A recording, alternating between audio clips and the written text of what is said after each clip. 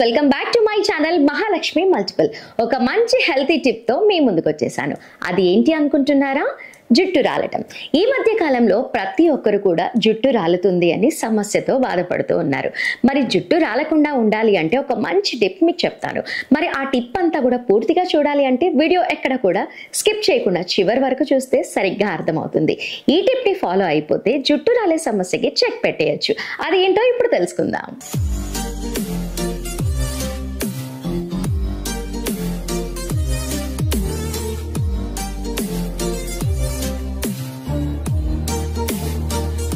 ఈ మధ్య కాలంలో ప్రతి ఒక్క వ్యక్తి ఎదుర్కొంటున్న సాధారణ సమస్య జుట్టు రాలటం, చిట్లటం.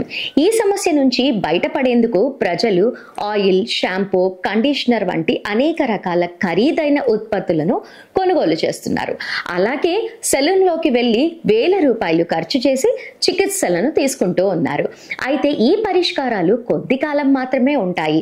మళ్ళీ జుట్టు యథాప్రకారంగా రాలటం ప్రారంభమవుతుంది. ఎందుకంటే చాలా వరకు బయట తీసుకునే ప్రోడక్ట్స్ రసాయనాలు కలిపి ఉంటాయి. ఇవి జుట్టుకు హాని కలిగిస్తాయి. అయితే పూర్వ రోజుల్లో షాంపూకి బదులుగా సహజమైన వస్తువులతో తలంటు స్నానం చేసేవారు. పూర్వకాలంలో లాగా సహజ పదార్థాలతో ఇంట్లోనే షాంపూని సిద్ధం చేసుకోవచ్చు. అది ఎలా చేయాలో ఇప్పుడు తెలుసుకుందాం.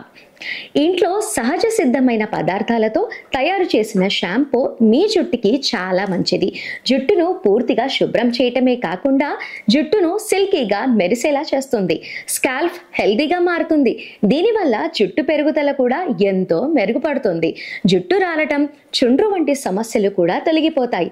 అందుకే కెమికల్స్ కి బై బై చెప్పి షాంపూని ఇంట్లోనే ఎలా తయారు చేసుకోవాలో ఇప్పుడు తెలుసుకుందాం. షాంపూ ఎలా తయారు చేసుకోవాలి, షాంపూకి కావాల్సినవి ఏంటో ఇప్పుడు తెలుసుకుందాం. 2 చెంచాల మెంతి గింజలను రాత్రంతా నీటిలో నానబెట్టాలి. 15 నుండి 20 రీటాలను 1 గ్లాస్ నీటిలో రాత్రంతా నానబెట్టుకోవాలి.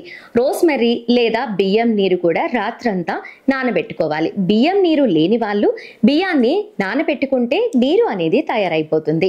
2-3 మందార పువ్వులు ఆకులు తీసుకోవాలి. కలబంద ఆకులు చిన్న ముక్కలుగా కట్ చేసుకోవాలి. అలాగే 2 చెంచాలు అవిసె గింజలను తీసుకోవాలి. ఇలా అన్ని కూడా తీసుకున్న తర్వాత షాంపూని ఎలా తయారు చేయాలో ఇప్పుడు తెలుసుకుందాం. రీటా నానబెట్టిన నీటిని తీసేసి ఒక బాణీలో పక్కన పెట్టుకోవాలి. రీటాను చిన్న ముక్కలుగా కట్ చేసి వాటిని నీటిలో ఉంచండి. నానబెట్టిన మెంతి గింజలు, బియ్యం నీరు లేదా రోస్మెర్రీ, కలబంద, మందార పువ్వులు ఆకులు, అవిసె గింజలను గిన్నెలో ఉంచుకోండి.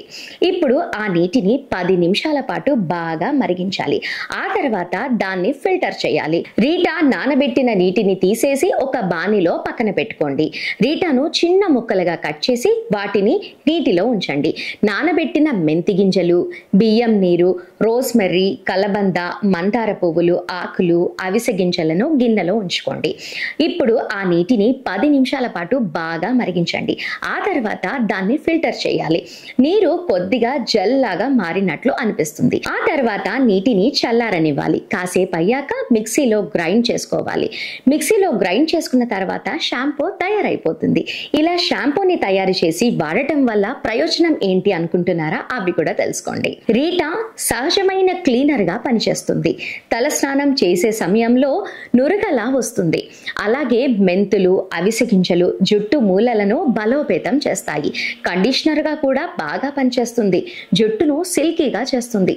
కలబంద, మందార కూడా జుట్టు ఆరోగ్యంగా పెరగడంలో ఎంతో సహాయపడుతుంది. ఈ షాంపూ వాడటం ద్వారా జుట్టు నల్లగా, అందంగా, ఒత్తుగా పెరుగుతుంది. మరి ఇలా ఎవరికైనా జుట్టు ఉండాలి అని ఎంతో కోరిక ఉంటుంది కాబట్టి ఈ టిప్ ని ఫాలో అవుతే జుట్టు రాలకుండా ఉండి అలాగే ఎంతో బలంగా మీ జుట్టు నల్లగా పెరుగుతుంది. సో వ్యూవర్స్, ఖచ్చితంగా ఈ వీడియో నచ్చిందని అనుకుంటాను. నచ్చితే లైక్ చేయండి, షేర్ చేయండి. అండ్ అలాగే ఇలాంటి మంచి మంచి వీడియోస్ చూడాలి అని మీరు అనుకుంటే మా ఛానల్ని మర్చిపోకుండా సబ్స్క్రైబ్ చేసుకోండి. నెక్స్ట్